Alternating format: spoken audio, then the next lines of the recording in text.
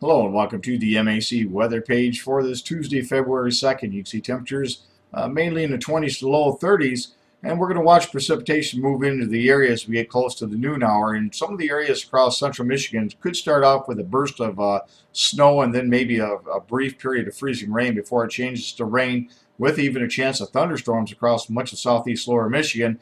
This area here north of this line, I think we could see several inches of snow and some ice, and there's some winter weather advisories out there, but the models have trended just a touch warmer, so I'm not sure exactly what we see. But any place that starts out snow, it could snow pretty hard with large snowflakes there for a brief period of time, so we'll watch that here over the morning hours as that precipitation moves in.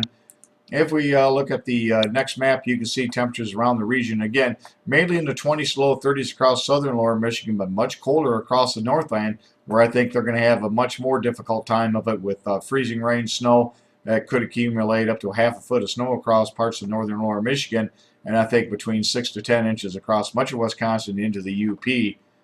If we look at the radar detection map, you can see one lightning flash detected over portions of southern Lake Michigan. Again, we'll see if that activity picks up here during the course of the day. And if we look at the weather map for this morning at 7 a.m., our low pressure system, that's going to be moving out of Oklahoma, coming into Kansas, and then into Missouri, up into Wisconsin, and into central Michigan, and then head off to the northeast.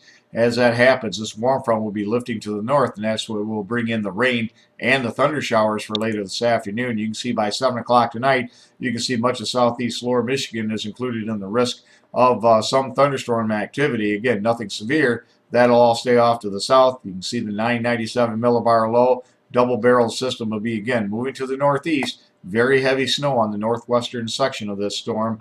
And if we look at the forecast map by tomorrow morning, that low pressure system will be across northeast lower Michigan, the occluded front pushing through the area, and that should cause temperatures to slip a little bit, and we could have some mixed precipitation changing over to snow showers throughout the day, but no accumulations of any significance around our area.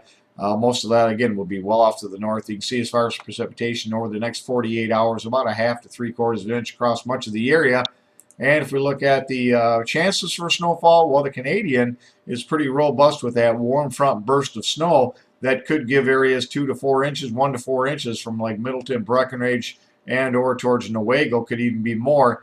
But again, it's kind of the outlier, but it seems pretty consistent throughout the forecasting of the storm to put some snows down across mid-Michigan. We'll see how that pans out. You can see the WPC, though, however, does also show about an inch to maybe even 2 inches across the Breckenridge area and then over towards Newaygo. And it's to be noted that the European also has a similar setup with about an inch for Breckenridge, Middleton, and Newaygo. So we'll see if those areas get some snow. Overall, this will be mainly a rain event with the heavy snow falling well off to the north, and you can see quite a bit of it forecasted across the Upper Peninsula and extreme northwest lower Michigan. Thanks for stopping by, and have a great Tuesday, and 73s to all.